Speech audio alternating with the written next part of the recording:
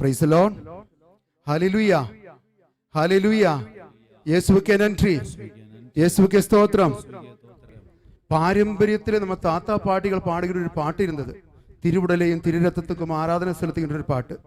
அந்த ஆராதனை பாடலை பாடிக்கொண்டு ஆரம்பிக்கலாம் என்று நினைக்கிறேன். என்னோடு இணைந்து நீங்களும் பாடலாம். நித்திய ஸ்துதிக்குரிய பரிசுத்த பரமதிவ்ய நற்கருணைக்கு சதா காலமும் ஆராதனையும் ஸ்துதி ஸ்தோத்திர நமஸ்காரமும் உண்டாக கடவது. தலைமுறை தலைமுறையாக பாடிக்கொண்டிருந்த ஒரு பாட்டு. எத்தனை நூற்றாண்டுகள், எத்தனை மொழிகளிலே, எத்தனை பங்குகளிலே, எத்தனை மறைமாவட்டங்களிலே ஆயிரக்கணக்கிന് கோடிக்கணக்கிന് மக்கள் பாடிக்கொண்டிருந்த ஒரு பாட்டு. காரணம் என்ன தெரியுமா உங்களுக்கு? கத்தோலிக்கர்களாகிய நாம் அத்தனை பேரும் நம்பினோம். என்ன நம்பிட்டோம்? ஆண்டவர் இயேசு கிறிஸ்து ஒரு கோதுமாப்பத்தை எடுத்து உயர்த்தி இது என் உடல் என்று சொன்ன உடனே நாம் எல்லாரும் நம்பிட்டோம் அது இயேசு கிறிஸ்துவின் உடலாக மாறிவிட்டது என்று. திராட்சரசத்தை எடுத்து இது என் ரத்தம் என்று சொன்ன உடனே நம்ம அத்தனை பேரும் நம்பிட்டோம் அது உண்மையாகவே ரத்தமாக மாறிடுச்சு. அதனால நம்ம என்ன பண்ணிட்டோம்? அந்த உடலுக்கும் அந்த ரத்தத்துக்கும் ஆராதனை செலுத்த தொடங்கணும். எப்பொழுதிலிருந்து? ஆரம்ப காலம் முதலே இந்த நாள் வரைக்கும் நம்முடைய ஆலயங்களிலே, நம்முடைய நற்கரணைகளிலே நம்ம அவரை ஆராதிக்க தொடங்கணும். அதனால நாம் திருப்பலிக்கு போனோம். தவறாமல் திருப்பலியிலே கலந்து கொண்டோம். நற்கரணை ஆராதனைகளில் நம்ம கலந்து கொண்டோம். நற்கரணை பவனிகளில் நாம் கலந்து கொண்டோம். எங்கெல்லாம் நற்கரணை ஆராதனைகளும் திருப்பலிகளும் நடந்ததோ அங்கெல்லாம் அற்புதங்களும் அதிசயங்களும் தெய்வீக வெளிப்பாடுகளும் கடந்து செய்து கொண்டிருந்தார். ஒரு சின்ன அனுபவம் சொல்லி ஆரம்பிக்கிறேன். சோகத்தூரிலே, தர்மபுரி சோகத்தூர் கார்மேல் தியான ஆசிரமத்திலே அங்க பணி செய்து கொண்டிருந்த காலத்திலே முதல் சனிக்கிழமை ஜெபம் நடக்குது. ஒரு 4-5 ஆண்டுகள் ஆயிடுச்சு. முதல் சனிக்கிழமை ஜெபம் நடக்குது. காலையில் ஒரு குடும்பம் என்னை பார்க்க வந்தார்கள். வந்துட்டு சொன்னாங்க, ஃபாதர் எங்களுடைய அண்ணி பிளட் கேன்சர்னாலே ரொம்ப பரிதாபகரமான நிலையில் இருக்கிறாங்க. டாக்டர்ஸ் கைவிட்டாங்க ஃபாதர், ரொம்ப சீரியஸ் கண்டிஷன். இன்னைக்கு பெங்களூர் சென்ட் ஜான்ஸ் ஆஸ்பத்திரியில ஃபைனல் செக்கப் நடக்குது. கொஞ்சம் எங்க அன்னிக்காக ஜெபிங்கன்னு சொன்னாங்க. நான் சொன்னேன், இன்னும் கொஞ்சம் நேரத்தில் இங்க திருப்பலி ஆரம்பமாகும். அது முடிஞ்ச உடனே நற்கரணை ஆராதனை இருக்கும். நீங்க குடும்பத்தோட கண்ணீரோட உருக்கமா ஜெபிங்கன்னு சொன்னேன். இவங்களெல்லாம் நற்கரணை ஆராதனையிலும் திருப்பலியிலும் உருக்கமா ஜெபிச்சுட்டு இருக்கிறாங்க. மாலையில 3 மணிக்கு நற்கரணை ஆராதனை ஆரம்பிச்சிருச்சு. ஆராதனை நடத்துவது ஃபாதர் லின்சன் தான், இப்பொழுதைய இயக்குனர் தியானாசிரமத்தோட. அவர் வல்லமையோடு ஆராதனை நடத்தி கொண்டிருக்கின்றார். மக்கள் எல்லாம் மறந்து கண்ணீரோடு ஆராதனை கலந்து கொண்டிருக்கின்றார். அந்த நேரத்தில் ஆராதனுடைய இறுதி நேரம் வந்த உடனே ஃபாதர் லின்சன் வந்து ஒரு வெளிப்பாடு சொன்னார். வெளிப்பாடு இப்படிதான் சொன்னார், இந்த சமூகத்தில் ஜெபித்துக் கொண்டிருக்கிற ஒருவருடைய குடும்பத்திலே கேன்சர் நோயினால் பாதிக்கப்பட்ட ஒரு சகோதரி குணமடைவதாக கடவுளை வெளிப்படுத்துகின்றார். இந்த குடும்பம் அப்படியே நம்பிட்டாங்க. இந்த வெளிப்பாடு எங்களுக்காகத்தான், எங்க குடும்பத்துக்காகத்தான். 4:30 மணிக்கு ஆராதனையும் ஜெபம் எல்லாம் முடிஞ்சிச்சு. ஒவ்வொருத்தரும் தனிப்பட்ட முறையில் பிளஸிங் வாங்குறது 5 மணிக்கு முடிஞ்சிச்சு. இவர்கள் 5 மணிக்கு தியான ஹாலை விட்டு வெளியே போன உடனே அண்ணனுக்கு போன் பண்ணாங்க. அண்ணனுக்கு போன் பண்ணிட்டு கேட்டாங்க, அண்ணா அண்ணி எப்படி இருக்கிறாங்க, டாக்டர்ஸ் என்ன சொன்னாங்க அப்படி கேட்டாங்க. அண்ணா சொன்னாரு, 4-4:30 மணிக்கு தான் ஃபைனல் ரிப்போர்ட் வந்துச்சு. டாக்டர் பழைய ரிப்போர்ட்டும் புதிய ரிப்போர்ட் ஒப்பிட்டு பார்த்துட்டு அவர் ஆச்சரியப்பட்டு கேட்கிறாங்க, உங்க மனைவி உடம்பிலே கேன்சருடையதான எந்த அறிகுறிகளும் இல்ல, முற்றிலும் சௌக்கியமாயிருச்சுன்னு சொன்னாங்க. ஹல்லேலூயா, ஹல்லேலூயா, இயேசுவுக்கே நன்றி. அன்பார்ந்த நற்கரணை ஆராதனை முன்னாடி உயிருள்ள இறை பிரசன்னம் நிறைந்த ஆண்டவருடைய உடலின் ரத்தத்தின் முன்னாடி ஜெபிக்கிற மக்களுக்கு ஏராளமான அதிசயங்களும் அற்புதங்களும் கடந்த 2000 ஆண்டுகளாக ஆண்டவர் செய்து கொண்டிருக்கிறார்.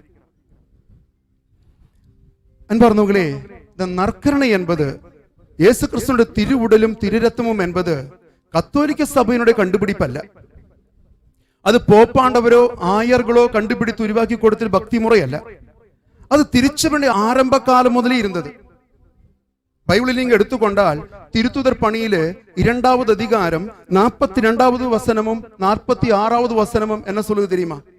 திருத்துதர் பணி அப்பதான் இயேசு கிறிஸ்து உயிர்த்தெழுந்து போன பிறகு திருத்துதர்கள் தன்னுடைய புதிய திருச்சபையை உருவாக்கிய ஆரம்ப காலம்.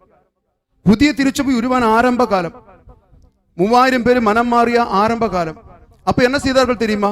வசனம் சொல்லுது, 2:42வது வசனம் சொல்லுகிறது, அவர்கள் திருத்தூதர்களோடு இணைந்து அப்பம் பிடுவதிலும் இறை வேண்டலிலும் ஒன்று சேர்ந்திருந்தார்கள். 2 காரியத்தில் ஒன்று சேர்ந்தார்கள். ஒன்று, அப்பம் பிடுவதிலும் இறை வேண்டலிலும் அவர்கள் திருத்தூதர்களோடு சேர்ந்து ஒன்றாக இருந்தார்கள். இந்த அப்பம் பிடுவது என்று சொன்னால் ரவுண்டு கட்டி உட்கார்ந்து காலையிலும் மத்தியானம் நைட்டும் சாப்பிடுற சாப்பாடு நினைச்சீங்களா? அது சமபந்தி விருந்து அல்ல. இது அகாப்பை அல்ல. அதுக்கு சொல்ற பேர் தான் யூக்கரிஸ்டியா. ஆண்டவரின் விருந்து தான் அது. ஆண்டவரின் விருந்து முதல் கிறிஸ்தவ சமூகம் ஒன்று சேர்ந்து அப்பத்தை பிட்டு ஜெபித்து ஆண்டவருடைய விருந்தை, திருப்பலியை அவர்கள் நிறைவேற்றிக் கொண்டிருந்தார்கள். உண்மையாகவே பைபிள் படிக்கும்போது ஆச்சரியமாகும். ஏன் தெரியுமா? எல்லா ஞாயிற்றுக்கிழமைகளிலும் அவர் திருப்பலி செலுத்தினார்கள். ஆண்டவருடைய திருவிருந்து, திருப்பலியை எல்லா ஞாயிற்றுக்கிழமைகளிலும் அவர் கொண்டாடினார்கள். அதுதான் 2021 நம்ம பங்கு கோயில்களில் ஞாயிற்றுக்கிழமை கடன் திருப்பலி கண்டிப்பாக வர வேண்டும் என்பது சொல்லுவது. எங்க இருக்கு பைபிளில் அத்தாட்சி? திருத்துதர் பணியிலே 20வது அதிகாரம் 7வது வசனம் சொல்லுது. திருத்துதர் பணி 20:7 சொல்லுது, வாரத்தின் முதல் நாள் அப்பம் பிடுவதற்காக நாங்கள் கூடியிருந்தோம். வாரத்தின் முதல் நாள், எல்லா வாரத்தின் முதல் நாள் நாங்கள் அப்பம் பிடுவதற்காக கூடியிருந்தோம். அன்பார்ந்தவர்களை, பலரும் கேட்கிற கேள்வி உண்டு. ஆண்டவர் ஒரே ஒரு முறை பலி செலுத்தினார், அது போதும், இனி ஒவ்வொரு நாளும் பலி செலுத்த வேண்டியது இல்லை, அப்படி சொல்றவங்க உண்டு. அன்பார்ந்தவர்களை, கத்தோலிக்க சபையில கடந்த 2000 ஆண்டுகளாக ஒவ்வொரு குருவானவரும் ஒப்பு கொடுக்கின்ற திருப்பலி புதிய புதிய திருப்பலிகள் அல்ல. 2000 ஆண்டுகளுக்கு முன்னாடி இயேசு கிறிஸ்து கல்வாரி மலையில ஒப்பு கொடுத்த அதே பலியை என் நினைவாக நீங்கள் செய்யுங்கள் என்று சொன்ன ஒரே காரணத்துக்காக, என் நினைவாக நீங்கள் இது செய்யுங்கள் என்று சொன்ன ஒரே காரணத்துக்காக இந்த அப்பத்தையும் இந்த ரசத்தையும் 2021 நம்ம உட்கொண்டு கொண்டிருக்கிறோம். எப்படி தெரியுமா? பழைய ஏற்பாட்டிலே எகிப்தின் அடிமைத்தனத்திலிருந்து இஸ்ராயல் மக்களை வெளியே வருவதற்கு முந்தின நாள் பாஸ்கா உணவு உண்டார்கள். அந்த பாஸ்கா உணவு ஆட்டுக்குட்டியை அடித்து அவர்கள் அந்த சதையை உண்டு, அவர்கள் அந்த ஜெபத்தை சொல்லி முடித்து அவர்கள் விடுதலை கிடைத்ததுடன் நினைவாக எல்லா ஆண்டும் பாஸ்கா விழா அவர்கள் கொண்டாடி கொண்டிருந்தார்கள். இதனுடைய நினைவாகத்தான் புதிய ஏற்பாடுடைய பாஸ்கா உணவு தான், பாஸ்கா பலிதான் நற்கருணை திருப்பலி என்பது நாம் அறிந்து கொள்ள வேண்டும். ஹல்லேலூயா, ஹல்லேலூயா. அன்பானவர்களே, இன்னும் ஆழமாக நான் சொல்ல விரும்புகிறேன். முதல் 3 நூற்றாண்டுகள் திருச்சபையுடைய ஆரம்ப காலம், கத்தோலிக்க மக்களுக்கு அன்னைக்கு சுதந்திரம் கிடையாது. இவன் ஒரு கிறிஸ்தவன் என்று தெரிந்தால் அரசர்களும் நாட்டாமைகளும் சக்கரவர்த்திகளும் சேர்ந்து சித்திரவதை பண்ணி கொண்டிருந்த காலம். நீங்க படிச்சிருப்பீங்க. கிறிஸ்தவர்களை எல்லாம் கரண்ட் கம்பத்தில் கட்டி வைத்து எண்ணெய் ஊத்தி இரவெல்லாம் பத்து வச்சு விளக்குகளுக்கு பதிலாக யூஸ் பண்ணி கொண்டிருந்த காலம். கொதிக்கின்ற எண்ணெய் கொப்பரைகளிலே கிறிஸ்தவர்களை போட்டு வறுத்தெடுத்த காலங்கள். கேட்டகும்ஸ் என்று சொல்லக்கூடிய பாறை குகைகளிலே, கேட்டகும்ஸ் என்று சொல்லக்கூடிய பாறை குகைகளிலே இப்படிப்பட்ட சித்திரவதை நடக்கின்ற காலகட்டங்களில் கூட, மத கலாபனை நடக்கின்ற காலகட்டங்களில் கூட கிறிஸ்தவர்கள் ஒளிமறைவாக இந்த கேட்டகும்ஸ் என்று சொல்லக்கூடிய பாறை குகைகளிலே ஒன்று சேருவார்கள். 200-300 பேர் ஒன்று சேர்ந்து ஞாயிற்றுக்கிழமை பயந்து நடுங்கி ரகசியமாக பலி செலுத்திக் கொண்டிருந்தார்கள். அப்பத்தை பிட்டு பலி செலுத்திக் கொண்டிருந்தார்கள். அவர்கள் ஒரு கூட்டம் மக்கள் இந்த குகைக்குள்ள ஜெபித்துக் கொண்டிருக்கிறார்கள் என்று தெரிந்தால் போர் வீரர்கள் உருவிய வாளோடு குகையின் வாயில் வந்து நிற்பாங்க. இந்த ஜெபம் முடித்து வெளியே வருகின்ற ஒவ்வொரு கிறிஸ்தவனையும் அங்கே வெட்டி சாட்சிக்குவாங்க. ஒரே குகையில 80, 100, 150 பேருடைய கல்லறைகள் இருக்கிறதாக இன்றைய காலகட்டத்தில் சொல்றாங்க. அப்படின்னா என்ன அர்த்தம்? தங்களுடைய உயிரையே அவர்கள் அர்ப்பணித்துக் கொண்டுதான் திருப்பலி ஒப்பு கொடுத்தாங்க. திருச்சபையுடைய ஆரம்ப காலங்களிலே இந்த திருப்பலிக்காக, இந்த திருவுடலுக்காக, திரு ரத்தத்திற்காக நம்முடைய முன்னோர்கள் அவ்வளவு முக்கியத்துவம் கொடுத்தார்கள். உங்களுக்கு தெரியுமா, அவர்கள் இந்த பலி முடியும் பொழுது ஒருத்தரை கட்டி தழுவி முத்தம் கொடுத்து கொண்டு கடைசியாக ஒரு வசனம் சொல்லுவாங்க. என்ன வசனம் தெரியுமா? இன்னும் ஒரு பலி அர்ப்பணிக்க நாம் வர முடியுமோ முடியாதோ என்று நமக்கு தெரியாது. காரணம் என்ன? வெளியே வந்தா ஒருவேளை சாவா இருக்கும் அவங்களுக்கு கிடைக்க போறது.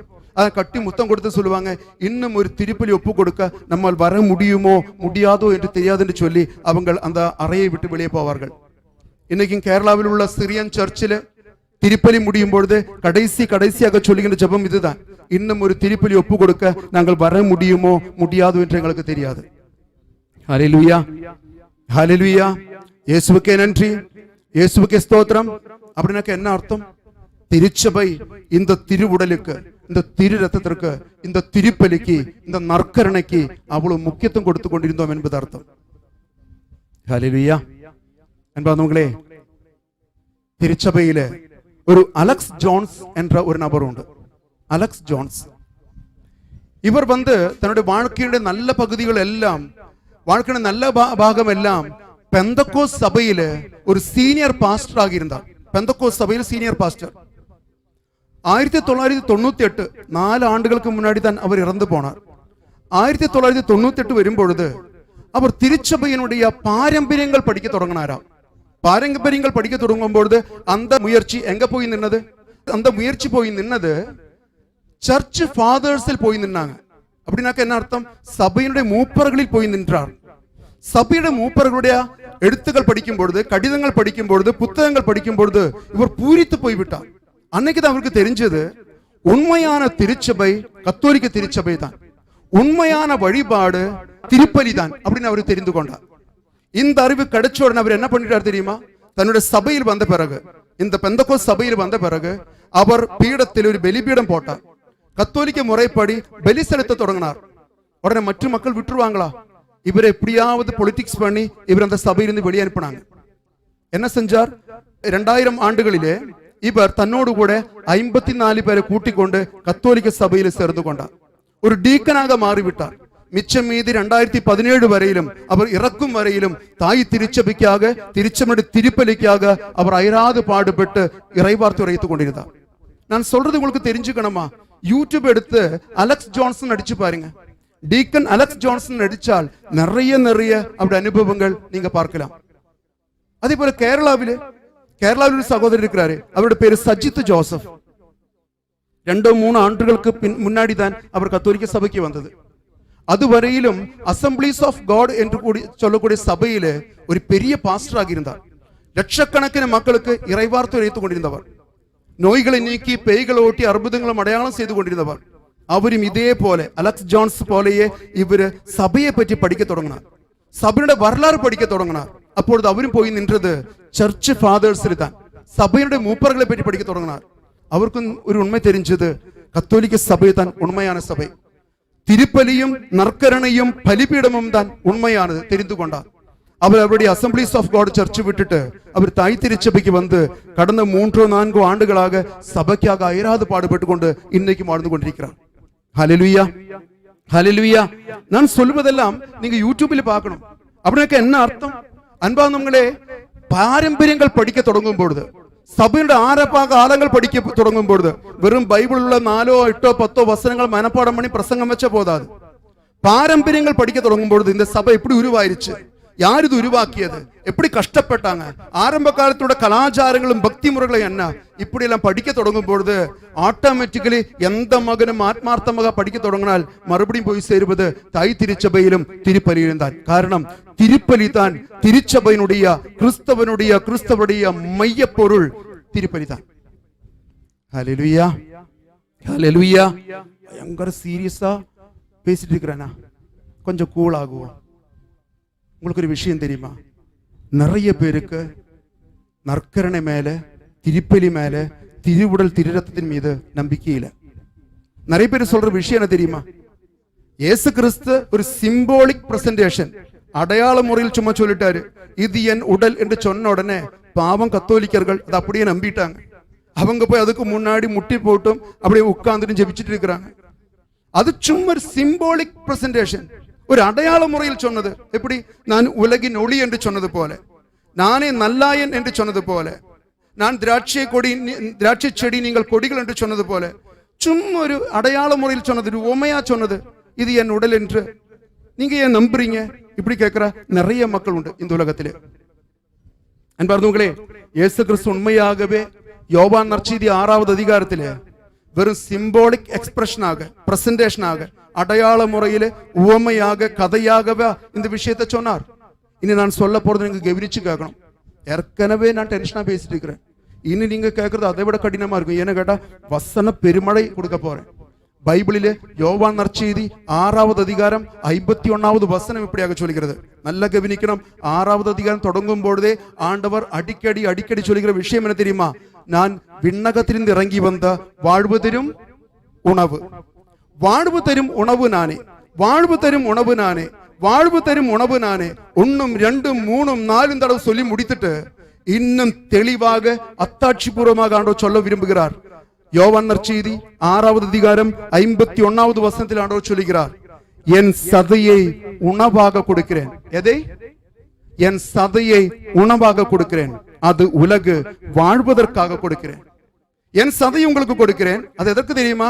உலகு வாழ்வதற்காக கொடுக்கிறேன். 51வது வசனம். 53வது வசனத்தில் ஆண்டவர் மறுபடியும் சொல்லுகிறார், உறுதியாக உங்களுக்கு சொல்கிறேன். நல்லா கேளுங்க, உறுதியாக. பழைய மொழிபெயர்ப்பிலே உண்மையிலும் உண்மையாக நான் உங்களுக்கு சொல்கிறேன். ஆங்கிலத்திலே truly truly I say to you, very truly I say to you. நான் உறுதியாக உங்களுக்கு சொல்கிறேன். என்ன சொல்கிறேன்?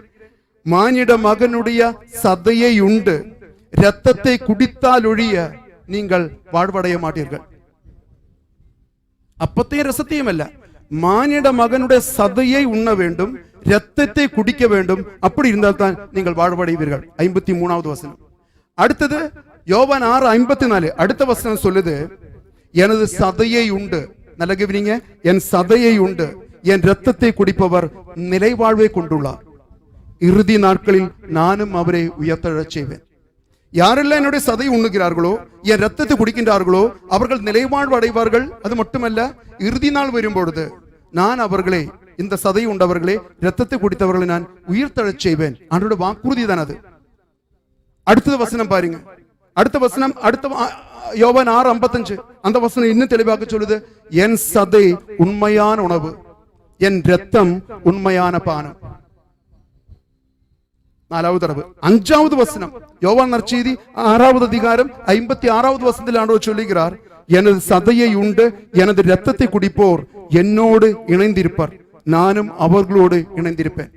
அப்படின்னா என்ன அர்த்தம்? நீங்க என்னுடைய சதையை உண்டால், நீங்க என்னுடைய இரத்தத்தை குடித்தால், அந்த இரத்தமும் சதையும் உங்களுடைய இரத்தத்தோடு உங்களுடைய சதையோடு ஒன்றாக இணைந்து நீங்கள் என்னோடும் நான் உங்களோடும் இணைந்திருப்பேன். நாம் ரெண்டல்ல ஒன்னாக மாறும். அடுத்தது 58வது வசனம். 58வது வசனத்தில் ஆண்டவர் சொல்லுகிறார், உங்களுடைய முன்னோர்கள் உண்ட மன்னா போன்றதல்ல என்னுடைய உணவு, இது உண்பவர்கள் நிலைவாழ்வு அடைவார்கள். இந்த படை போதுமா? இன்னும் கொஞ்சம் வேணுமா? எத்தனை வசனம், எத்தனை வசனம்! எங்கேயோ பைபிள் மூளை முடுக்கில் கண்ணுக்கு தெரியாத வசனங்கள் எல்லாம் நோண்டி எடுத்து அதை பற்றி பெரிய பிரசங்கம் வச்சு பெரிய போதனைகள் கொடுக்கின்ற நிறைய மக்களுக்கு அப்படி தடுக்கி விழுந்து 1 by 1 வசனங்கள் ஆண்டு போட்டிருக்கிறாங்க. சதையை குறித்து, ரத்தத்தை குறித்து இவ்வளவு வசனங்கள் இருந்தும் நிறைய பேருக்கு நம்ப முடிய மாட்டேங்குது. இது ஒரு சிம்பாலிக் எக்ஸ்பிரஷன். ஆமா, உங்களுக்கு ஒரு விஷயம் தெரியுமா? கஃபர்நாகும் தொழுகை கூடத்திலே இந்த பிரசங்கத்தை கேட்டுக்கொண்டிருந்த மக்களுக்கு ஒரு கன்ஃபியூஷனும் கிடையாது. அவங்களுக்கு ஒரு கதையாகவோ உவமையாகவோ தோணவில்லை. அவங்களுக்கு தெரிஞ்சது, இந்த மனுஷன் தன்னுடைய சதையையும் ரத்தத்தையும் உண்ணத்தான் குடிக்கத்தான் சொல்றாரு தெரிஞ்சிச்சு. அதில் அவங்க கேட்டாங்க, இவருடைய சதையை உணவாக எப்படி இவரால் கொடுக்க முடியும் கேட்டாங்க. அடுத்தது அவங்க கேட்டாங்க, இது ஏற்றுக்கொள்வதற்கு மிக கடினம், இந்த ஆள் சொல்ற பேச்சை ஏற்றுக்கொள்வதற்கு மிக கடினம் என்று சொல்லி அங்கிருந்து எழுந்திருச்சு உட்கார்ந்திருக்கிற இடத்துல உள்ள தூசியாலும் தட்டி விட்டுட்டு ஒவ்வொருத்தர போக ஆரம்பிச்சாங்க. இயேசு கிறிஸ்துவுக்கு ஒரு ஸ்டைல் உண்டு. என்ன ஸ்டைல் தெரியுமா? யாராவது ஒருத்தி தான் சொன்னது புரிஞ்சுக்காம இருக்கிறது தெரிஞ்சால் உடனே உட்கார வச்சு அவங்களுக்கு விளக்கம் கொடுப்பாங்க. பைபிளில் நிறைய இடங்களில் உண்டு.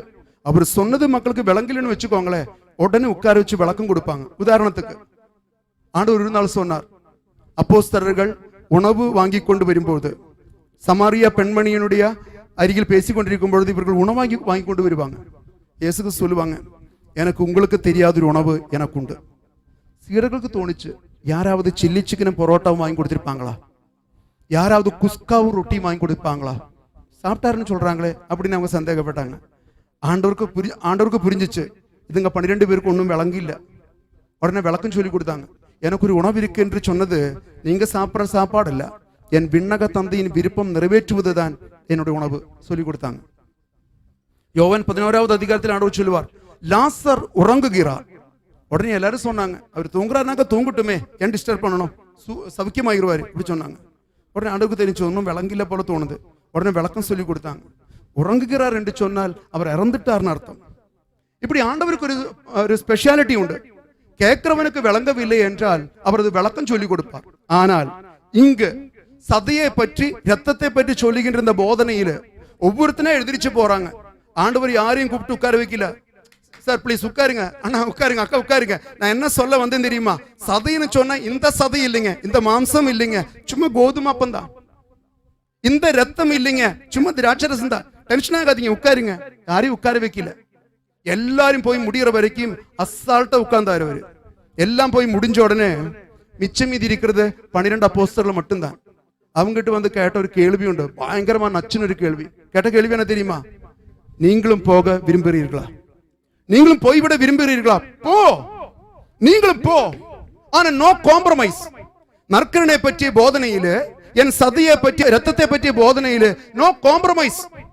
எந்த அட்ஜஸ்ட்மெண்ட்டுக்கும் தயார் இல்ல. போனமா, நீங்களும் போ. அவ்வளவு அழுத்தம் திருத்தமா நற்கருணை பற்றி ஆண்டவர் போதித்தார். Truly truly I say to you, உண்மையிலும் உண்மையாக நான் சொல்லுகிறேன் சொல்லிட்டு ஆணித்தரமாக ஆண்டவர் தன்னுடைய உடலை பற்றி ரத்தத்தை பற்றி போதித்து கொடுத்தார். ஹல்லேலூயா, ஹல்லேலூயா. அன்பார்ந்தவர்களே, வரலாற்று நிபுணர்கள் சொல்றாங்க, திருச்சபையில இரண்டாக பிளவுபட்டது எப்போ தெரியுமா? 1500 தான் அப்படி சொல்றாங்க. 1500 தான் சபை இரண்டாக பிளவுபட்டது அப்படின்னு வரலாற்று நிபுணர்கள் சொல்றாங்க.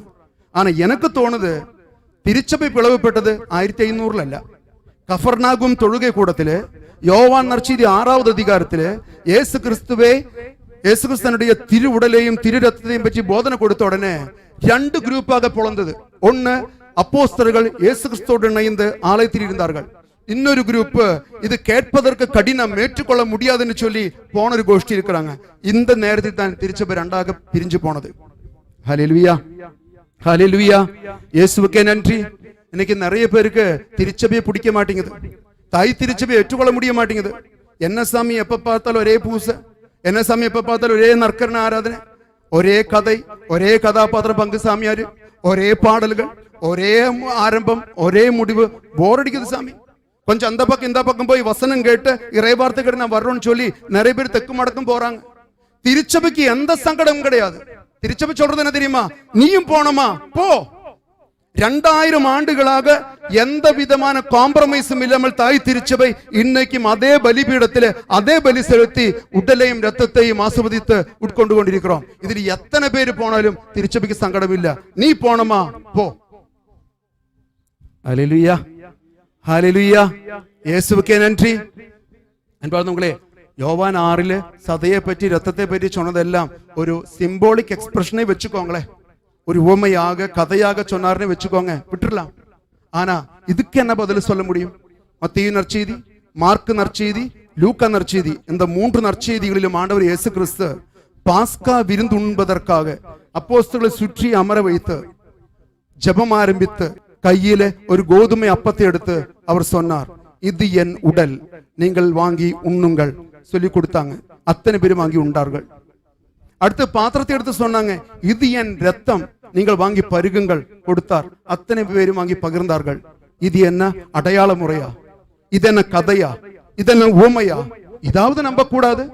மரணத்துக்கு முந்தின நாள், சிலுவை சாவுக்கு முந்தின நாள் நைட்டில் இருக்கும் பொழுது கதை சொல்ற நேரமா அது ஊமை சொல்ற நேரமா தன்னுடைய வாழ்க்கையை கையளிப்பதனுடைய அடையாளமாக செய்த ஒரு மிகப்பெரிய நிகழ்ச்சி அது. ஹல்லேலூயா. இது 2 விட்டுருங்க. 2 இயேசு கிறிஸ்து செஞ்சது, அதனால விட்டுருங்க. அது கூட நமக்கு முக்கியமல்ல. அடுத்தது தான் ரொம்ப முக்கியமானது. கேட்கறதுக்கு போரடிக்கலையே, கேட்டுக்கோங்க. அடுத்தது பயங்கர முக்கியமானது. திருச்சபையுடைய ஆரம்ப காலங்களிலே மக்கள் இந்த அப்பத்தை ரசத்தை எப்படி உண்டார்கள்? பவுலடிகளார் சொல்லுகிறார். 1 கொரிந்தியர் 10வது அதிகாரத்தில் 16வது வசனம். 1 கொரிந்தியர் 10:16. எது எடுத்தாலும் பவுலை தான் கோட் பண்ணுவாங்க. எது எடுத்தாலும் பவுல் சொன்னார், பவுல் சொன்னது தான் நம்பிக்கை. இயேசு கிறிஸ்து சொன்னதை விட பவுலுக்கு தான் மவுசு அதிகம் நிறைய பேருக்கு. ஆனா தெரிஞ்சுக்கோங்க, இந்த பவுலை எழுதி வைத்திருக்கிறார். மக்களே, கடவுளை போற்றி திருவிருந்து கிண்ணத்தில் பருகிறோமே, கேளுங்க மக்களே, கடவுளை போற்றி திருவிருந்து கிண்ணத்தில் பகிர்கிறோமே, அது இயேசு கிறிஸ்துவின் ரத்தத்தில் பங்கு கொள்ளுதல் அல்லவா? அவருடைய அப்பத்தை பிட்டு உண்கிறோமே, அதனுடைய உடலில் நாம் பங்கு கொள்ளுதல் அல்லவா? இந்த அப்பத்தை உண்ணுவது, இந்த ரசத்தை குடிப்பது இயேசு கிறிஸ்து உடலிலும் ரத்தத்திலும் பங்கு கொள்ளுதல் அல்லவா என்று பவுலடிகளார் கேட்கிறார். இனி இதை விட என்ன சந்தேகம்? இந்த அப்பம் சதைதான், பானம் அவருடைய ரத்தம் தான். இன்னும் ஆணித்தரமாக அவர் சொல்லுவார். 1 கொரிந்தியர் 11வது அதிகாரத்திலே 27-29 வசனங்கள் ஆண்டவர் சொல்வார். யாராவது தகுதியற்ற நிலையில் இந்த அப்பத்தை உண்டால் இல்ல ரசத்தை குடித்தால் அவர்கள் இயேசு கிறிஸ்துடைய உடலுக்கும் இரத்தத்துக்கும் எதிராக பாவம் செய்கிறார்கள். யாராவது தகுதியற்ற முறையில் ஏனோ தானோ என்று சொல்லி தூய்மையின்றி வந்து இந்த அப்பத்தை ரசத்தை உண்டால் அவர்கள் இயேசு கிறிஸ்துடைய உடலுக்கும் இரத்தத்துக்கும் எதிராக பாவம் செய்கிறார்கள் என்று ஆண்டவர் சொல்லுகிறார். ஹல்லேலூயா, இயேசுவுக்கே நன்றி. என்பதவங்களே நிறைய பேர் நினைக்கிறாங்க, இந்த ஃபாதருக்கு என்னாச்சு இன்னைக்கு? வந்ததிலிருந்து ஒரே கோபம், ஒரே டென்ஷன், ஏதோ நாங்கெல்லாம் அப்பத்தை ரசத்தை வெறுக்கிறவங்க போல நினைச்சிட்டு இருக்கிறாங்க. சாமி, உங்களை விட பக்தி விசுவாசம் எங்களுக்கு இருக்கு சாமி. நாங்கள் பக்தி மரியாதை தான் இருக்கிறோம் சாமி. எங்களுக்கு எந்த சந்தேகம் கேள்வியும் கிடையாது சாமி. எதுக்கு நீங்க உங்க என்ஜின் இவ்வளவு சூடு பண்றீங்க? அந்த மாதிரி நீங்க நிறைய பேர் பாக்குறீங்கன்னு. என்பதவங்களே, உங்களுக்கெல்லாம் பக்தி உண்டு, விசுவாசம் உண்டு, நம்பிக்கை உண்டு, எனக்கு தெரியும். ஆனால் திருச்சபையில கொஞ்சம் கொஞ்சம் ஜபத்துக்கு தொடங்கும் பொழுது, கொஞ்சம் இறைவார்த்தை படிக்க தொடங்கும் பொழுது, கொஞ்சம் எல்லாம் கடவுளை அறிந்து கொள்ள தொடங்கும் பொழுது ஒரு சிலர் வசனம் வசனம் வசனம் வசனம் என்று சொல்லி டிவியிலும் யூடியூபிலும் இன்டர்நெட்டிலும் தேடி தேடி தேடி பல பல தப்பற கொள்கைகளை கேட்டு கேட்டு கேட்டு மூளை குழம்பி போயிருக்கிற ஒரு உலகம் இது. நிறைய மூளை குழம்பி போயிருச்சு நிறைய பேருக்கு. நிறைய கன்ஃபியூஷன், எது ஒரிஜினல் எது டூப்ளிகேட்னு தெரியாத ஒரு காலம் ஆயிடுச்சு. ஏன்னா ஒவ்வொருத்தரும் சொல்லும் பொழுது அவன் சொல்றது உண்மைன்னு தோணும். அப்படிப்பட்ட குழம்பி போய காலம். வேலையாட்கள் வந்து எஜமானன் கிட்ட கேள்வி கேட்டாங்க. மத்திய 13:27, எஜமானனே, நீ நிலத்தில் நல்ல விதைகள் தானே விதைத்தாய், அப்படின்னாக்கா களைகள் வந்தது எவ்வாறு? எஜமானன் சொல்வார், அது பகைவனுடைய வேலை, அது எதிரியினுடைய வேலை, அது சாத்தானுடைய வேலை. எது? விதைகள் விதைத்த இடத்துல களைகள் விதைப்பது சாத்தானுடைய வேலை. என்ன அர்த்தம்? சாத்தான் எப்பொழுதுமே கடவுள் சொன்னதுக்கு ஜஸ்ட் உல்டா சொல்லி கொடுக்கிறது சாத்தானுடைய வேலை. ஏதேன் தோட்டத்திலே ஆதாம் ஏவாளு கிட்ட சாத்தான் சொன்னான், தோட்டத்தின் நடுவில் உள்ள மரத்தின் கனி உண்ணக்கூடாது, உண்டால் நீ சாவாய்.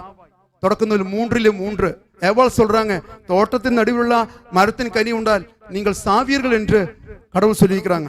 4வது வசனத்தில் சாத்தான் சொல்றாரு, நீங்க சாக மாட்டீங்க. இங்க சாவீர்கள் என்று சொன்னதுக்கு ஜஸ்ட் உல்டா சாத்தான் சொல்லி கொடுக்குறாங்க, நீங்க சாக மாட்டீங்க. புதிய ஏற்பாட்டுக்கு வரும்பொழுது ஆண்டவர் சொல்லுகிறார், இது என்னுடைய சதையை உண்டால் ஒழிய என் ரத்தத்தை குடித்தால் ஒழிய நீங்கள் வாழ்வடைய மாட்டீர்கள். சாத்தான் என்ன சொல்லி கொடுக்குறாங்க, இது சதையும் கிடையாது, ரத்தம் கிடையாது, வெறும் கோதுமை அப்புங்க, வெறும் திராட்சை ரசங்க, இதுல நிலைவாழ்வுன்னு கிடையாது, வசனத்தில் தான் நிலைவாழ்வு. முடிஞ்சு போச்சா? ஏன் சாத்தானுக்கு இந்த பலிபீடத்தின் மீது, பலிப்பொருட்களின் மீது, அப்பத்தின் மீது, ரசத்தின் மீது இவ்வளவு கோபம்? காரணம் உங்களுக்கு தெரியுமா? காரணம், கல்வாரி மலையில இயேசு கிறிஸ்து பலி செலுத்தி சிலுவையில் அறையப்பட்ட நேரத்தில் தான் சாத்தான் தோற்கடிக்கப்பட்டது. சாத்தானை தோற்கடிப்பதற்காக இயேசு கிறிஸ்து பயன்படுத்திய போர்க்கருவி பலிதான். கல்வாரி மலையில் உள்ள பலி.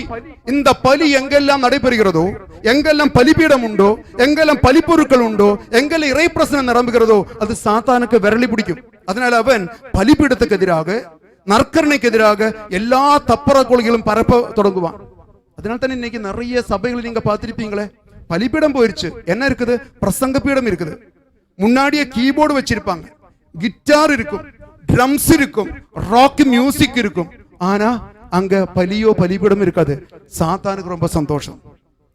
ஹல்லேலூயா, ஹல்லேலூயா. என்னிடத்தில் ஒருத்தர் கேட்டாங்க, ஃபாதர், நம்ம சபையில തിരുപ്പലി ഉണ്ട്, നർക്കരണി ഉണ്ട്, തിരുവുടലുണ്ട്, തിരുരത്തമുണ്ട്, എന്നാ യൂസ്? ഒരു ഉற்சாகமில்ல, ഒരു ഉയരൂട്ടമില്ല. മറ്റു ഇടങ്ങളിലെല്ലാം പോയി പാരുங்க, എല്ലാം ഇറൈവാർത്തി ഉരയത്തുരയത്ത് ആയിരക്കണക്കിന് മക്കൾ குமகுமான போய் அது கலந்துக்கிறாங்க.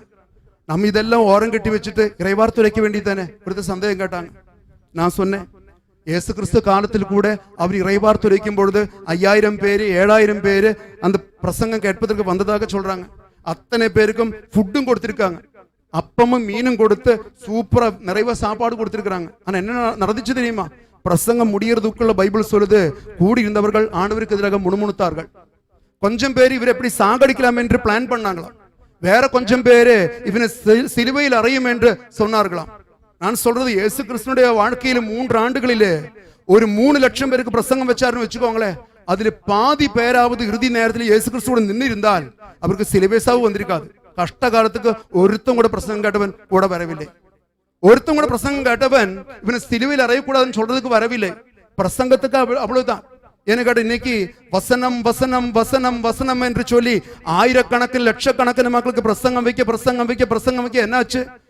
ഒരേ ആയനും ഒരേ മന്തിയുമാക വേണ്ടി തിരിച്ചബൈ 45,000 പിരിവിന സഭകളാக മാറിപ്പോச்சு. இதான் வசனம் உருவாக்கிய ஆசீர்வாதம். 45,000 போயிருச்சு. ஆனா நீங்க நல்லா கேட்டுக்கணும், கடந்த 2000 ஆண்டுகளாக பலிபீடம் உள்ள பலிப்பொருட்கள் உள்ள இயேசு கிறிஸ்து சதையும் இரத்தமும் உள்ள சபை 2000 ஆண்டுகள் முடிந்தும் இன்னைக்கும் ஒரே திருச்சபை தான், ஒரே ஆயனும் ஒரே மந்தையும் 120 கோடி மக்கள் ஒரே சமூகமாக இன்னைக்கு நிக்குது. காரணம் பலிபீடத்தோடு சேர்ந்து கொள்கிறோம். பைபிள் வசனம் சொல்லுது, 1 கொரிந்தியர் 10வது அதிகாரம் 17வது வசனம் சொல்லுது, 1 கொரிந்தியர் 10:17 சொல்லுது, அப்பம் ஒன்றே ஆதலால் நாம் பலராயினும் நாம் ஒன்றாகி இருக்கிறோம். அப்பம் ஒன்று, நாம் பலராகி இருந்தாலும் இந்த அப்பத்தை பிட்டு உண்வதனால நாம் ஒரே சமூகமாக இருக்கிறோம். இதுதான் திருப்பலியினுடைய ஆசீர்வாதம் என்பது நாம் அறிந்து கொள்ள வேண்டும். எனக்கு அவ்வப்போது தோணும், எல்லா சபைகளும் பலியும் பலிப்பீடமும் பலிப்பொருட்களும் ஏற்றுக்கொள்ள தொடங்கினால் 45,000 பிளவுகள் இருக்காது. ஒரே சபை, ஒரே ஆயன், ஒரே மந்தை உருவாகும். ஹல்லேலூயா, இயேசுவுக்கே நன்றி. அன்பார்ந்தவர்களே, இயேசு கிறிஸ்து திருவுடலுக்கு திருப்பலிக்கு அவ்வளவு வல்லமையுண்டு. எம்மாவு போய்கொண்டிருக்கிற அப்போஸ்தலர்கள் அவர்கள் வழியில் பயணம் செய்யும் பொழுது இயேசு கூட நடந்து இறைவார்த்தை உரைத்துக் கொண்டிருக்கிறார். இவர்களுக்கு ஒன்றும் விளங்கில்ல, கூட நடக்கிறது யாருன்னே தெரியல. மாலை பொழுதான உடனே இருள் சூழ்ந்த நேரத்தில் அவர்கள் அமர்ந்து அப்பத்தை எடுத்து ஆசீர்வதித்து பிட்டு அவர்களுக்கு உண்ண கொடுத்தார்.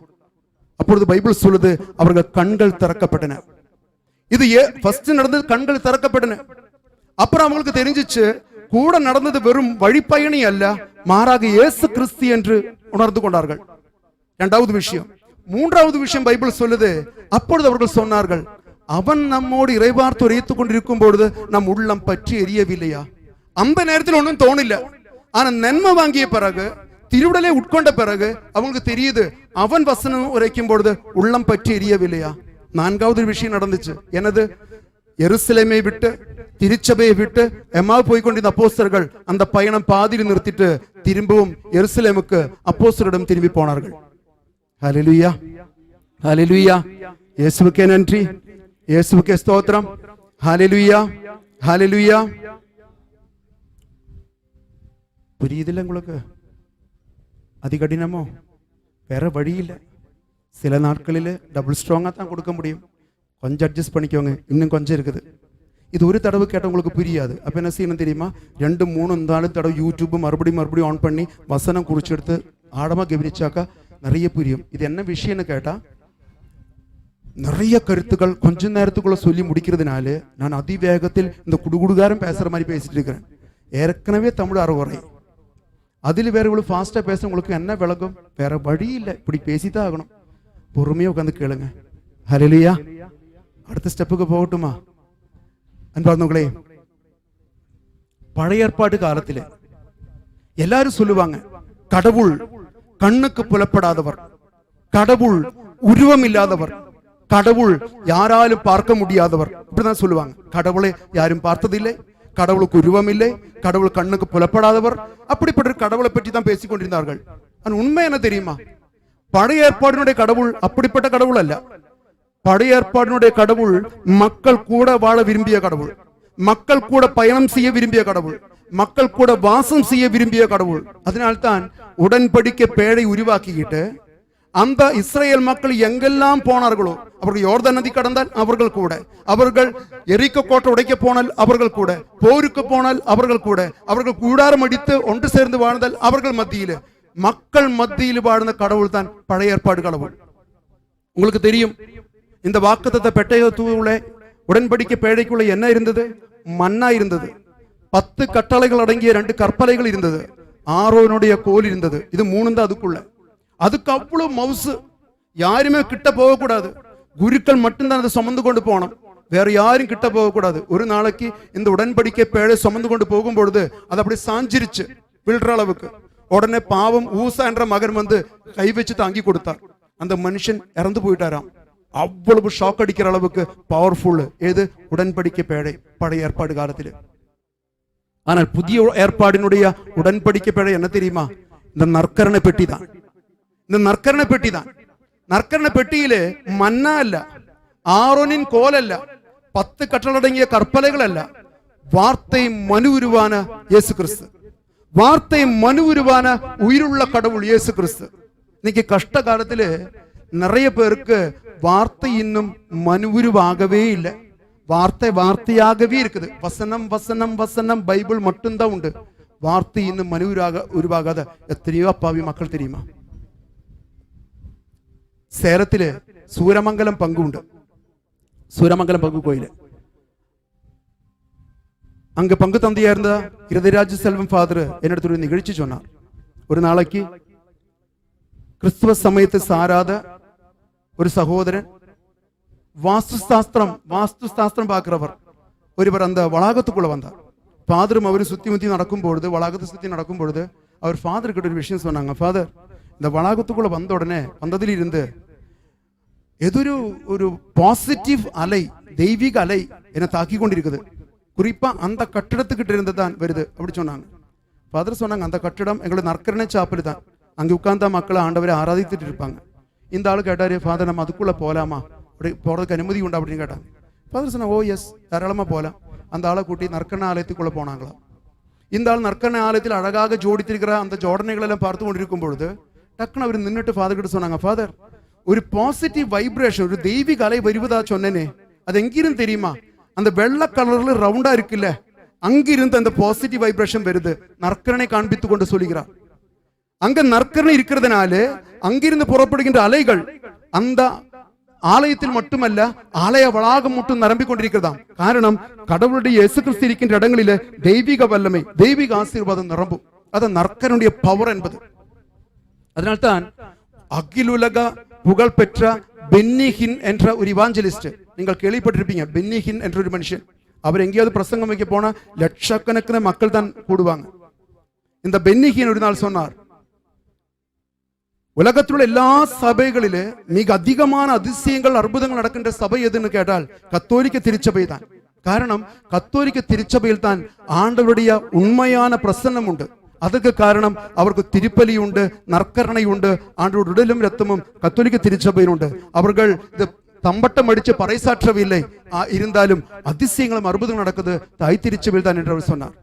உங்களுக்கு யாருக்காவது சந்தேகம் இருந்தால் நீங்க என்ன செய்யணும் தெரியுமா? யூடியூபிலே, இன்டர்நெட்டிலே யூக்கரிஸ்டிக் மிரக்கிள்ஸ், நற்கணையில் நடந்த அற்புதங்கள், யூக்கரிஸ்டிக் மிரக்கிள்ஸ் அடிச்சு கொடுத்தால் நிறைய கிளிப்பிங்ஸ் அதில் வரும். இயேசு கிறிஸ்துடைய கோதுமை அப்பம் இயேசு கிறிஸ்துடைய சதையாக மாறி இதனுடைய சாட்சியங்கள், திராட்சை ரசம் இயேசு கிறிஸ்துவின் ரத்தமாக மாறி இதனுடைய சாட்சியங்கள். 500, 600, 700, 1000, 1300 ஆண்டுகள் முடிந்தும் இன்னைக்கும் அந்த ரத்தம் அழுகவில்லை, இன்னைக்கும் அந்த சதை கெட்டு போகவில்லை, பிரிசர்வ் பண்ணி வச்சிருக்கிறாங்க. அவ்வளவு பெரிய அதிசயங்களும் அற்புதங்களும் நீங்க பார்க்கலாம். இந்த பிரசங்கத்தில் அப்படிப்பட்ட அனுபவங்கள் சொல்வதற்கு நேரம் இல்லை.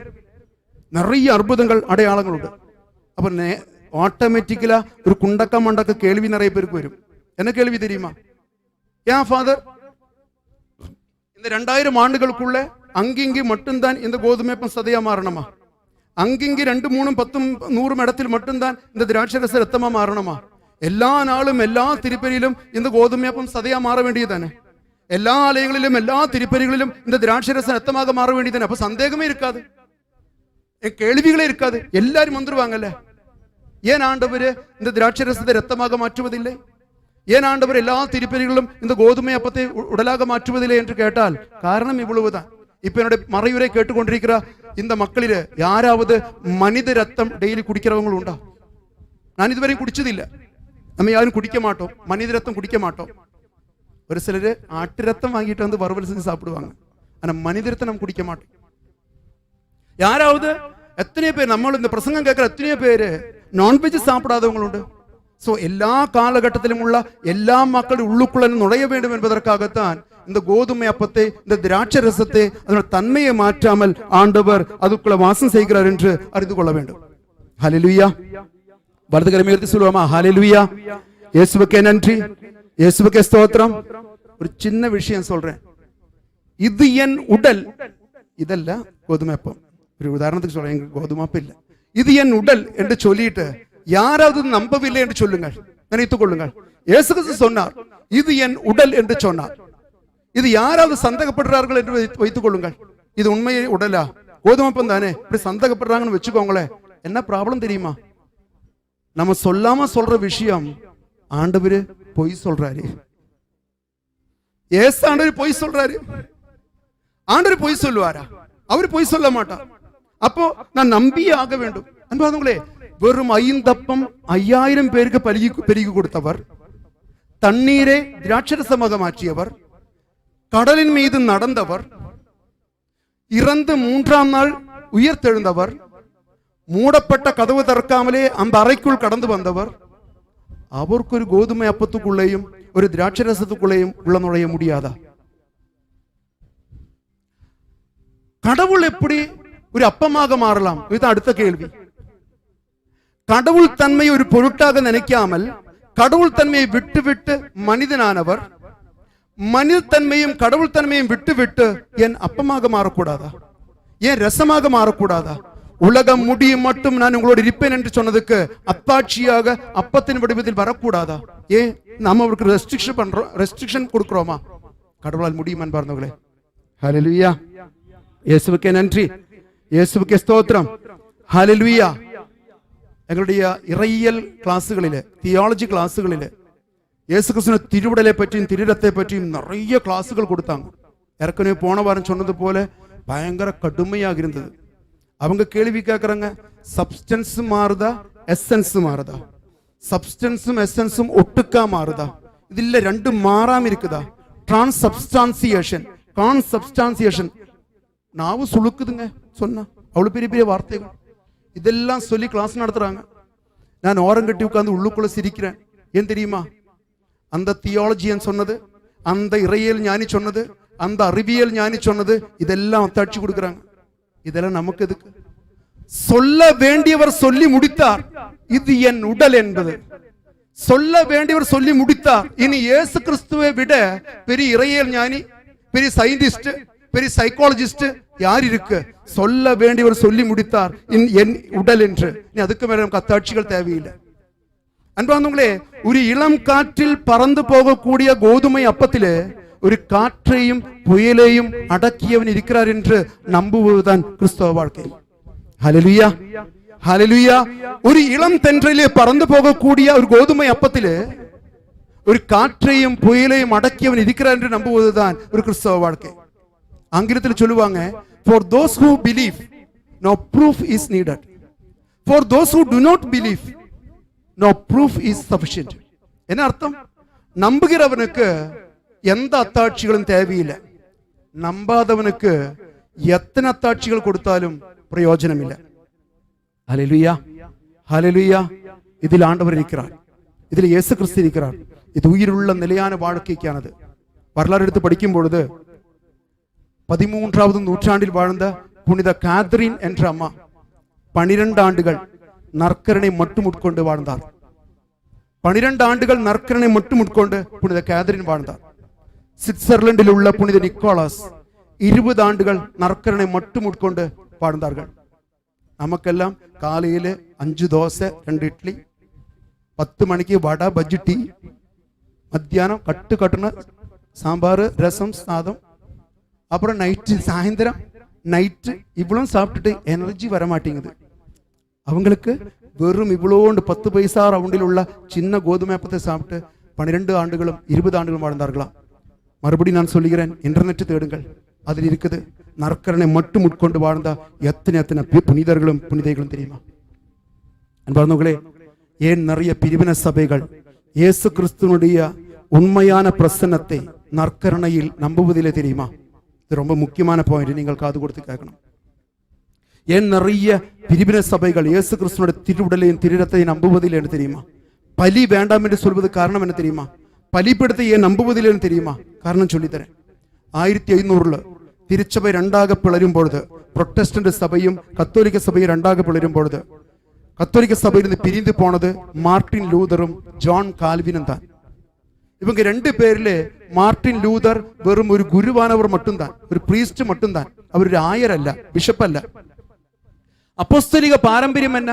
அப்போஸ்தலிக பாரம்பரியம் என்னவென்று கேட்டால், ஆயர்களுக்கு மட்டும்தான் குருக்களுக்கு பட்டம் கொடுக்க முடியும். ஒரு குருவானவருக்கு இன்னொரு குருவானவருக்கு பட்டம் கொடுக்க முடியாது. அப்ப என்ன ஆச்சு?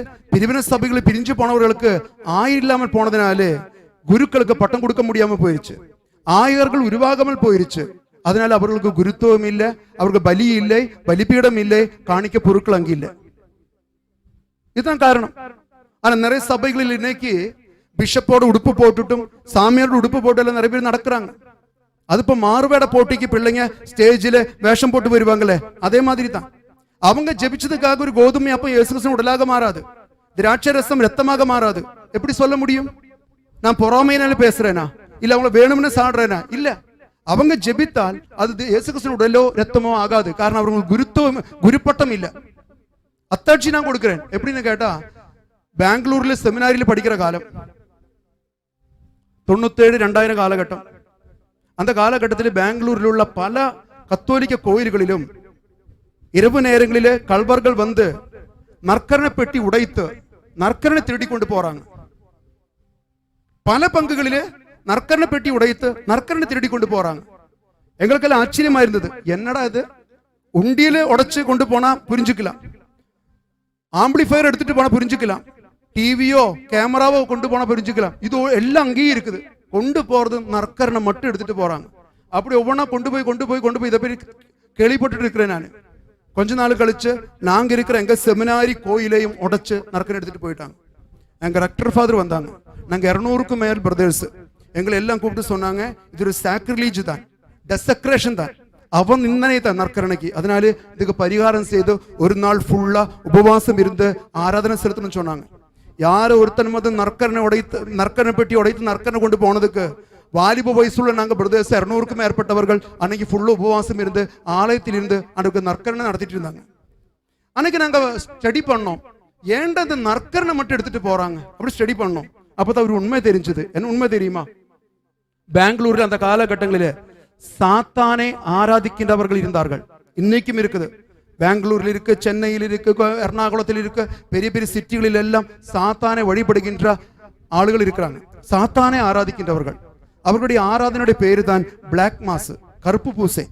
நம்ம நடத்துவது வெளுப்பு பூசை, வெள்ள உடை போட்டு பலிபீடத்தில் அலங்கரித்து நம்ம பூசை வைக்கிறோம். அவர்கள் கருப்பு பூசை நடத்துறாங்க. அதுக்கு அவர்கள் பயன்படுத்துவது என்ன தெரியுமா? ஒரு கத்தோலிக்க ஆலயத்தில் திருப்பலியில் ஒப்பு கொடுத்தா நற்கரணை தான் எடுத்துட்டு போவாங்க. இதில் இயேசு கிறிஸ்து இருக்கிறார் என்று சாத்தானுக்கு தெரியும். அதனால இதை அவநிந்தனை செய்வது தான் அவங்களுடைய வேலை. படு கேவலமா இருக்கும் கேட்டால். எல்லாமே இப்படிப்பட்ட ஒரு நேரத்தில் நான் சொல்ல முடியாது. எல்லா அசிங்கங்களும் பண்ணுவார்கள். தண்ணி அடிப்பாங்க, டான்ஸ் ஆடுவாங்க, அசிங்கமான வார்த்தைகள் பேசுவாங்க, எல்லா அட்டகாசங்களும் பண்ணுவாங்க, இந்த நற்கரணை மேல துப்புவாங்க, குத்துவாங்க, எல்லாம் பண்ணுவாங்க. இப்படி இயேசு கிறிஸ்துவுக்கு அவநிந்தனை செய்யும் பொழுது சாத்தான் மகிழ்ச்சி அடையுமா, இப்படி ஆராதனைக்கு ஆசீர்வாதங்கள் வழங்குமா, இதான் அவருக்கு விசுவாசம். அதனால் அவர்கள் கொண்டு போகின்ற நற்கரணை என்பது கத்தோலிக்க தேவாலயங்களில் திருப்பலியில் ஒப்பு கொடுத்த நற்கரணை மட்டும் எடுத்து கொண்டு போறார்கள். வேற எந்த சபையினுடைய ராவுணவையோ அந்தி போசனத்தையோ உணவுப் பொருட்களை கொண்டு போறதில்லை. காரணம், சாத்தானுக்கு தெரியும் இயேசு கிறிஸ்து பிரசன்னமாயிருக்கிறது கத்தோலிக்க திருச்சபை வெளிப்பீடத்திலுள்ள நற்கரணையில் மட்டும்தான். அது எவ்வளவு வயசான சாமியாராகட்டும், எவ்வளவு பாவத்தில் வாழ்கின்ற சாமியாராகட்டும், எவ்வளவு அவலங்களிலே இருக்கின்ற சூழ்நிலை ஆகட்டும், ஒரு பாவம் சாமியாரு ஆசீர்வதித்தால் அந்த அப்பம் இயேசு கிறிஸ்துவின் உடலாக மாறும், அந்த ரசம் இயேசுவின் ரத்தமாக மாறும். இது இந்த காலத்திலே சாத்தான் வர்ஷிப்பர்ஸ் நிரூபிச்ச ஒரு உண்மையிலும் உண்மையான காரியம். என்பாதவங்களே, ஒவ்வொரு நாளும் ஒவ்வொரு திருப்பலியிலும் இயேசு கிறிஸ்து எழுந்தருளி வருகிறார், அப்பத்தின் வடிவத்தில், திராட்சை ரசத்தின் வடிவத்தில். இன்னைக்கு இந்த திருப்பலியிலும் ஆண்டவர் எழுந்தருளி வருவார். நான் கோதுமை அப்பத்தை எடுத்து உயர்த்தி என் உடல் என்று சொல்லும் பொழுது அந்த கோதுமை அப்பம் இயேசுவின் உடலாக மாறும், திராட்சரசம் இயேசுவின் ரத்தமாக மாறும். ஏகப்பட்ட அற்புதங்களும் அடையாளங்களும் நிகழும். கடந்த 3 திருப்பலிகள் நம்ம ஆன்லைன்ல நடத்தினோம். திருப்பலி முடிந்த பிறகு பலரும் எனக்கு போன் பண்ணி சொன்னாங்க, ஃபாதர் நீங்க பூசை வைக்கும் பொழுது நான் கட்டிலில் படுத்து நோய்வாய்ப்பட்டு பூசை பார்த்து கொண்டிருந்தேன். பூசை முடிகிறதுக்குள்ள நான் குப்புன்னு பெயர்த்தேன். என்னோட காய்ச்சல் போயிருச்சு, உடல்வலி போயிருச்சு, மூச்சுத்திணறல் போயிருச்சு, கொரோனா போயிருச்சு, நான் எழுந்திரிச்சு நடக்க தொடங்கினேன். எத்தனை சாட்சிகள் எனக்கு நான் கேட்டேன்னு தெரியுமா? இந்த நாளிலே நீங்கள் உருக்கமாக ஜெபிக்கும் பொழுது திருமண தடைகள் நீங்கும், குழந்தை பாக்கியம் உருவாகும், கடன் தொல்லைகள் நீங்கும், வேலை வாய்ப்புகள் கிடைக்கும், குடும்பங்கள் சமாதானம் வரும், பிரிந்த குடும்பங்கள் ஒன்று சேரும். காரணம், இங்கு கடவுளுடைய வல்லமை தூரங்களை தாண்டி உங்கள் குடும்பங்களையும் ஜெபங்களையும் ஊடுருவும். ஒரு குருவானவர் எனக்கு போன் பண்ணார். ஒரு பெரிய ஃபாதர், சிவகங்கை மறை மாவட்டத்தை சார்ந்தவர். 2 ஆண்டுகளுக்கு முன் அவர் சோகத்தூர் கார்மேல் தியானாசிரமத்திலே குருக்கள் தியானத்துக்கு வந்தவர். அவர் வரும்பொழுது நான் சொன்னேன், ஃபாதர் நீங்க தியானம் முடிச்சு போனால் நீங்கள் முடிந்தால் எல்லா நாளும் 1 மணி நேரம் நற்கரணை ஆராதனை எடுத்து வச்சு அதுக்கு முன்னாடி உட்காந்து ஜெபிங்க ஃபாதர் அப்படி சொன்னேன். அவர் சரின்னு சொல்லி போயிட்டார். நேத்து அவரு எனக்கு ஃபோன் பண்றாரு. நான் ஃபாதர் கிட்ட கேட்டேன், ஃபாதர் நீங்க நற்கரணை எடுத்து வச்சு. ஆமா ஃபாதர், நான் டெய்லி நற்கரணை எடுத்து வச்சதுக்கு முன்னாடி உட்காடுறேன். நீங்க அன்னைக்கு சொன்னது இன்னைக்கு வரைக்கும் நான் செஞ்சுட்டு இருக்கிறேன். நிறைய பேர் எங்கிட்ட கேட்டாங்க, எதுக்கு இதெல்லாம் பண்றீங்கன்னு கேட்டாங்க. நான் சொன்னேன், இல்லை தியானத்துக்கு போகும்போது ஃபாதர் சொன்னார், நான் அதெல்லாம் செஞ்சுட்டு இருக்கிறேன்னு சொல்லி நான் உட்கார்ந்துருக்கிறேன். நான் ஃபாதர் கிட்ட கேட்டேன், ஃபாதர் அப்படி உட்கார தொடங்கியதிலிருந்து உங்களுக்கு ஏதாவது வித்தியாசம் தெரியுதா அப்படி கேட்டேன். அப்போ அவர் சொன்னாரு, என்னைக்கு நான் நற்கரணை முன்னாடி உட்கார தொடங்கினேனோ அந்த நாளில் இருந்து என்னுடைய தேவைகள் எல்லாம் நான் நினைப்பதற்கு முன்னதாகவே ஆண்டவர் அற்புதகரமாக செயல்படுத்தி கொண்டிருக்கிறார். முதல் விஷயம், நான் நினைக்காத காரியங்கள் கூட நான் நினைப்பதற்கு அதிகமான ஆசீர்வாதங்களோட கடவுள் எல்லாம் செயல்படுத்தி கொண்டிருக்கிறார். முதல் விஷயம். இரண்டாவது விஷயம், அவர் சொன்னார், எவ்வளவு தூரம் பயணம் செய்து எவ்வளவு களைப்போடு வந்தாலும் கொஞ்சம் நேரம் கிடைச்சா கூட ஓடி வந்து நற்கரணை எடுத்து வச்சதுக்கு முன்னாடி உட்காரணம் என்ற ஒரு ஈர்ப்பு எனக்கு வந்துச்சு. எவ்வளவு ஆனந்தம் தெரியுமா, வாழ்க்கைக்கு எவ்வளவு அர்த்தம் தெரியுமா. அன்பாவது இந்த லாக்டவுன் எல்லாம் முடியும் பொழுது நம்முடைய ஆலயங்களில் போய் தன்னந்தனியாக அமரணும். நற்கணை சாப்பல்கள் எல்லாம் ஒற்றை பிடிச்சி யாருமே போகாம தன்னந்தனியா ஆண்டவர் உட்காந்து போரடிச்சுட்டு உட்கார்ந்துட்டு இருக்காரு. அங்கெல்லாம் போய் உட்காந்து ஜெபிக்கணும். கோயிலுக்கு தவறாமல் போவதற்கு நம்ம முயற்சி பண்ணணும். நல்ல பாவர்க்கு செய்து ஆயத்தத்தோடு நம் நற்கணை எடுப்பதற்கு நம் அக்கறை காட்டணும். നമ്മുടെ பிள்ளைகளெல்லாம் கை குழந்தைகள் உட்பட கோயிலுக்கு கொண்டு போகணும். கொண்டு போயிட்டு வெளியே விளையாட விடக்கூடாது. கயிறு கழட்டி போட்ட மாடு போற மாதிரி பிள்ளைங்கள ஓடி சுத்தி நடக்கக்கூடாது. அதுங்களை பக்கத்தில் உட்கார வைக்கணும். 4ஆம் கிளாஸ் 5ஆம் கிளாஸ் 6ஆம் கிளாஸ் படிக்கிற பசங்களை எல்லாம் அப்படி அருகில் உட்கார வைக்கணும். நற்கரணை பற்றி சொல்லிக் கொடுக்கணும். கை கூப்ப சொல்ல வேண்டும், முட்டி போட சொல்ல வேண்டும். இப்படி ஒவ்வொரு பயிற்சியும் கொடுத்து திருச்சபை வளர்க்க வேண்டும். காரணம் இந்த காலகட்டங்களில் நிறைய பெற்றோர்கள் டியூஷனுக்கும் கோச்சிங்க்கும் கூச்சிங்க்கும் அனுப்பிட்டு பிள்ளைகள் இப்பொழுது திருப்பதிக்கு வருவதில்லை. எல்லாம் டியூஷன் தான், எல்லாம் என்ட்ரன்ஸ் டெஸ்ட் தான். ஆனா ஆத்மீகம் இழந்த பிள்ளைகள், நற்கரணையோடும் திருப்பலியோடும் பிள்ளைகள் ஒன்று சேர்ந்தால், குடும்பங்கள் ஒன்று சேர்ந்தால் அந்த குடும்பங்கள் ஆசீர்வதிக்கப்படும். ஒரே கருத்தோடு வாழ்கின்ற குடும்பங்களாக மாறும். நம்முடைய விண்ணப்பங்கள் எல்லாம் ஆண்டவர் நிறைவேற்றி தரட்டும் என்று நான் ஜெபிக்கின்றேன். ஒவ்வொருவரையும் நிறைவாக ஆசீர்வதிக்கின்றேன். ஏதாவது மகனோ மகளோ விசுவாசம் இழந்தவர்கள் இருந்தால் முழுவதும் ஜெபியுங்கள். ஆண்டவரே எங்களை விசுவாசம் மிகுதியாக்கும் என்று கடவுள் நம்ம ஒவ்வொருவரையும் நிறைவாக ஆசீர்வதிப்பாராக.